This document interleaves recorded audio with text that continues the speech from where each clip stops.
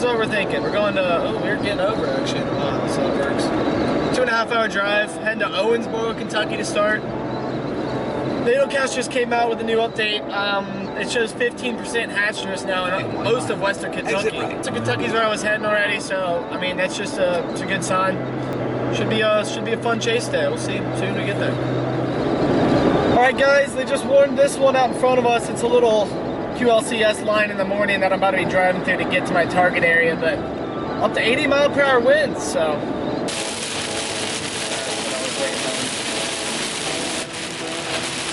Yeah, you can't see anything. Actually, the camera sees more than I do. All right, update again. So, we made it to Owensville, Kentucky. Stayed there for a little bit, did some talking. Sounds like they're going to be upgrading to an enhanced risk. Parts of Missouri, Western Kentucky possibly, and into the very south tip of Indiana there. I met up with my buddy here. He's a current meteorologist. Met up with him. He was talking to this other guy. Basically, we're picking Hendersonville. We believe few cells might pop out ahead of the line here. We'll be on them. This should be fine. This should be discreet. Won't be too hard to chase. Shortly after those is when more of the problem comes in, because quickly, within like probably an hour or two of them firing, the line of storms is going to, the storms back in Missouri that are going to form are going to become a very intense line that's going to catch up to the storms we're on. We're hearing hurricane force winds, possibly like 80 to 100 mile an hour winds. I believe our plan is try to get to a gas station or something if we think we need to, and just kind of bunker down in there while the line passes over us. Obviously, we're going to try to avoid any QLCS tornadoes that might hit us or something, but things are going to get interesting. The environment's definitely here. We made it pretty early today. It's only, it's like 3 p.m. CST. Storms will be fine in like 3 hours, something like that roughly, so we'll have ourselves well positioned for this. Things are going to be interesting. That's one way to put it, but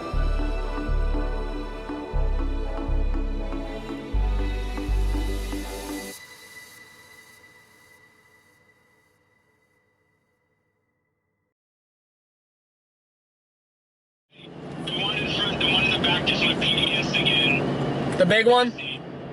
Yeah, big boy. It says, so they're doing new wave warning. It says a large, extremely dangerous and potentially deadly tornado is developing. Take cover now. Okay.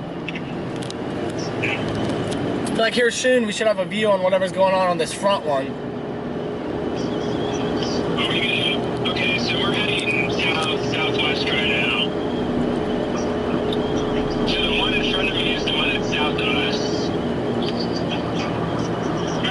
So for a little bit of context, at this point we had been sitting in Hendersonville and storms began to fire, so we headed southwest toward the area of Morganfield, and we were going to look for an open field that we can sit in to watch these storms.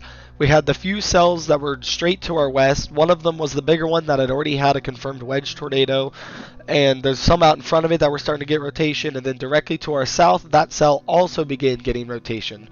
So there's just a little bit of context. If this lightning to our left upticks a lot, we're going to want to be careful with how far south we do drop here.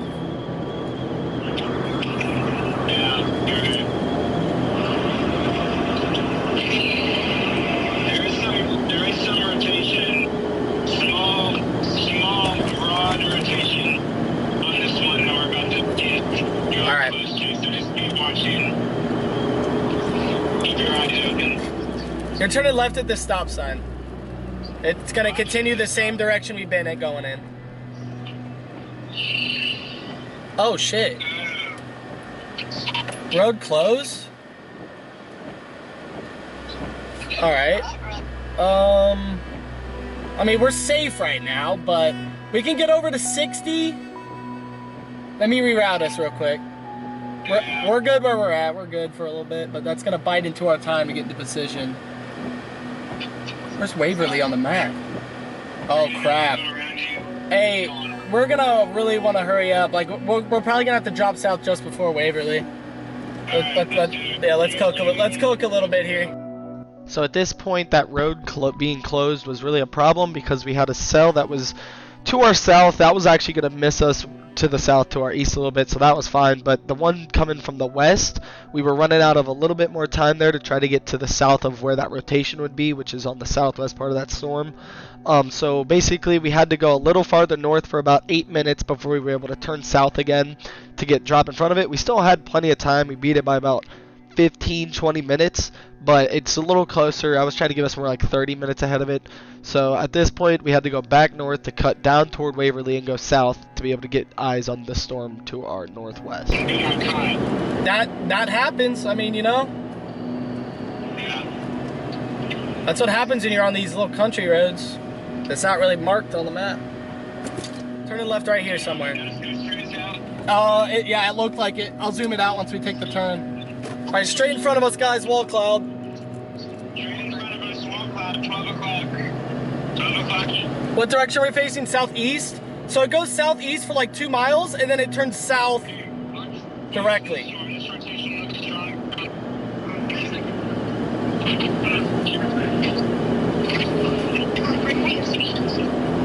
Hey, if we find like a really good spot to pull over, I think we actually are good. Yeah, let's find a good spot around here. We're in a good spot. We can get south if we have to. This road goes for 14 miles, so we'll find a spot somewhere. Let's find a hill. Don't do it. What about this little warehouse thing? Let's pull into the driveway of this warehouse. Yeah, right here. This is perfect, guys. Literally perfect. Look at this. Keep the cars running. Keep the cars running. I'm gonna get the 360 GoPro going. Let's hope I don't get struck by lightning.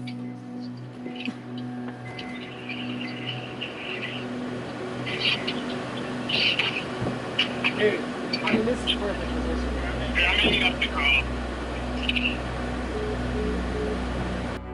So we got a good viewing point that kept us safe from the storms coming from our west, because they should pass to our north. As easy escape route going to our south, which is the road on the right side of the screen in case we do need to go farther south. And we have perfect view of this storm that was actually starting to rotate more and more that was just to our south. So I'm going to start a little bit of a time lapse here, that way you can watch as the storm goes over about 20 minutes.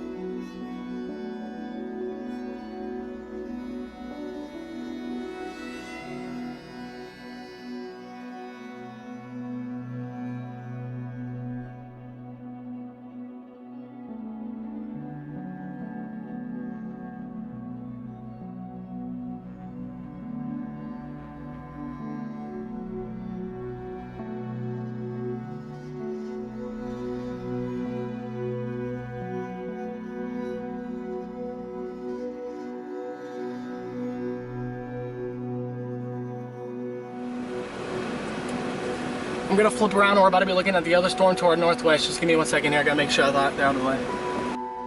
Although we do believe we saw a few brief funnels with that one, the rotation didn't wrap up quite enough for something to get onto the ground. So we're going to turn it northwest to look at the new storm coming in that has quite stronger rotation on it. And of course, we'll time lapse it. Over there, so it is kind of hard to see, but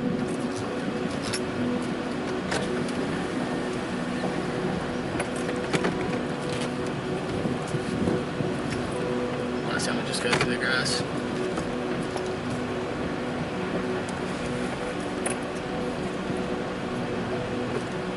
I'm just gonna face my car at it.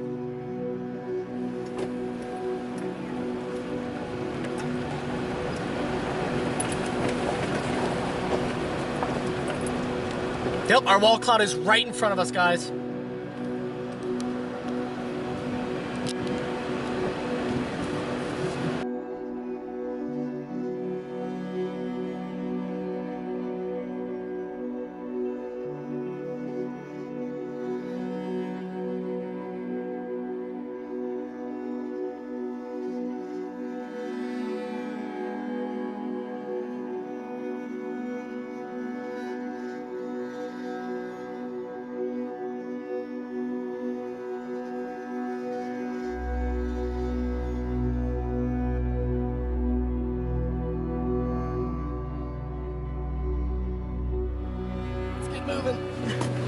Alright guys, we're moving. The storm in front of us is falling apart a little bit when it comes to rotation, so we're going to try and get back on the other storm.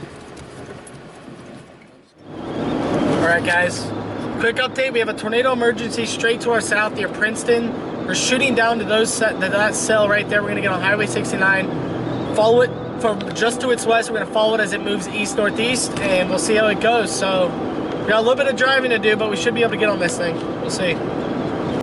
As you guys heard, far to our south, not too far, just about 30 minutes, a new storm had become tornado warned and then eventually became tornado emergency as it had a large violent tornado on the ground.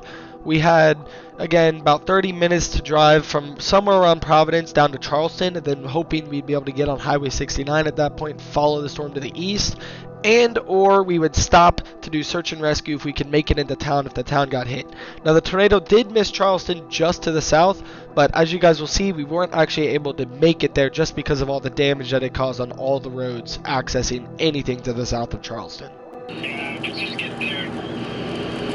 But we'll see if it gets hit. I doubt we're making it through town. It might miss just south of Charleston. It's gonna cut it close. I mean, no matter what route we take, we're in the middle of the woods, so we're gonna have to really slow it down when we get close to that damage path. We're gonna have to go like 15, 20. I don't know if it'll actually affect it, this strong of a storm. It might be going rain wrapped. From behind you can probably still see it, but... Yeah.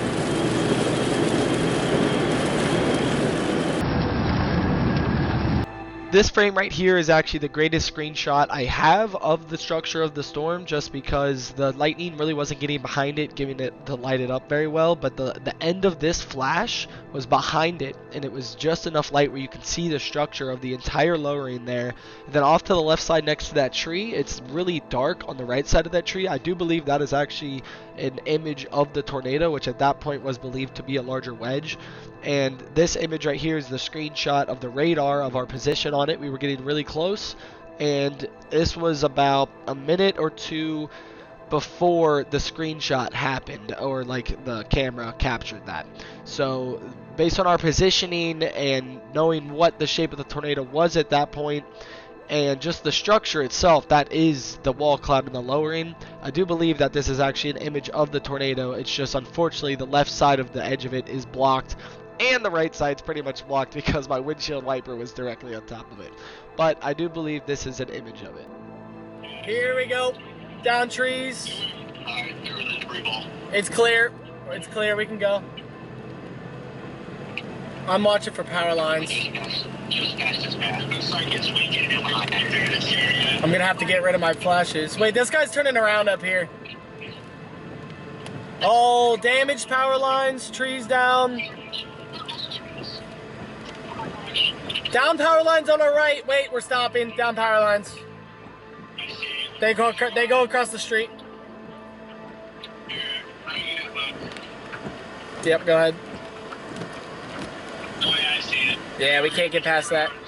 I get right through here. We can't get past that. Let me see if there's any other roads. Doesn't look like it. There actually is an east option just that we passed a little bit ago. Hold on. Yeah, I'm about to look for a place to turn around. Give me that flashlight.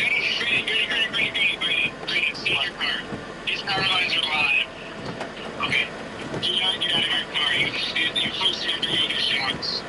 Alright, then I will do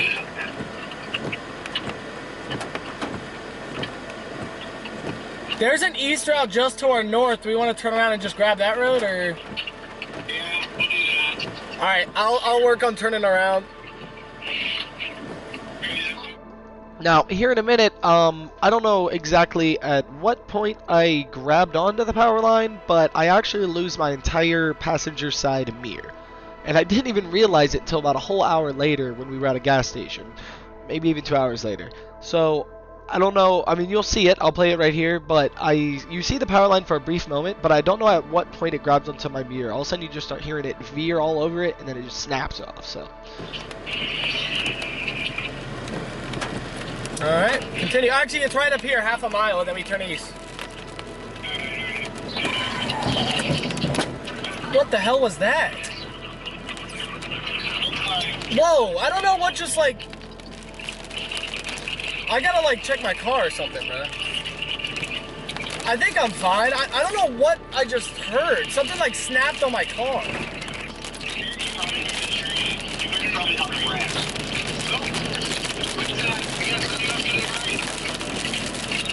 What?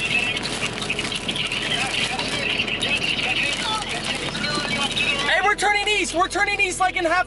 Get up here. Get up here.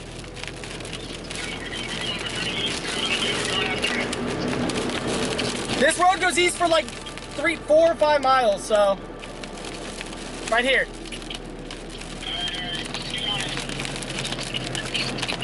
Was it on the ground?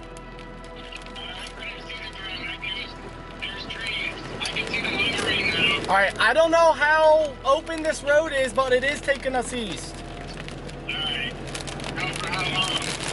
3.4 miles.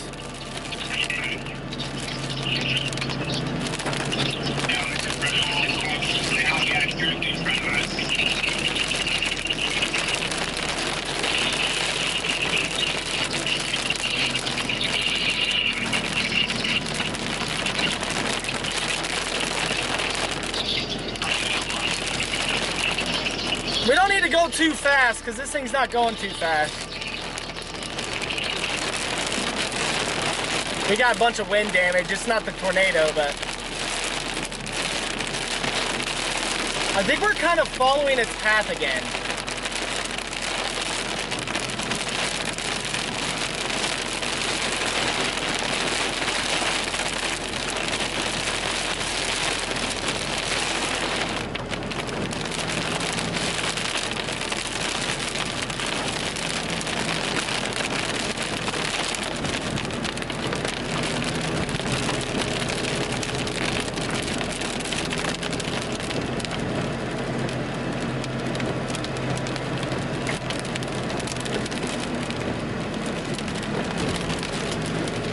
Power line.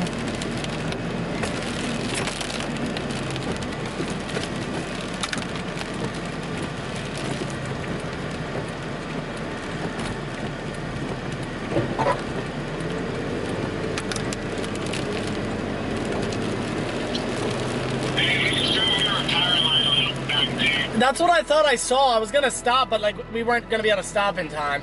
All right, yeah, we're in the damage path. Stop. We're not gonna make it any farther than that. Let me look. I think that's a whole tree. That's gonna be a no. There's a whole tree. Are there power lines around?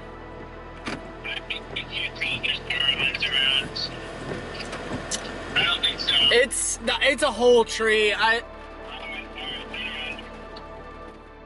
At this point, with it being impossible for us to get south with all these blocked roads, we decided to just give up on it and go back north. And then we noticed the time, and we had about a 3.5, 4-hour drive home from where we ended up driving to, so we decided to call it there. The drive home was not any better. That squall line came in and hit us. Luckily, the winds weren't anywhere near 100. They were definitely strong. There was sheets of rain, flash flooding everywhere, and down trees all over the interstate. I actually ended up stopping at a rest stop and going to bed because I could not stay up any longer, and I'm not going to be able to make 3 hours driving. So I just slept at a rest stop while the other car full of people decided to finish the drive. One of their tires did pop. They had to put on a spare, but I believe everybody made it back. And lots to learn from this chase. Definitely lots to learn. I think it went really well. It was a fun one. Definitely looking forward to the next few. So we'll see how the next ones go.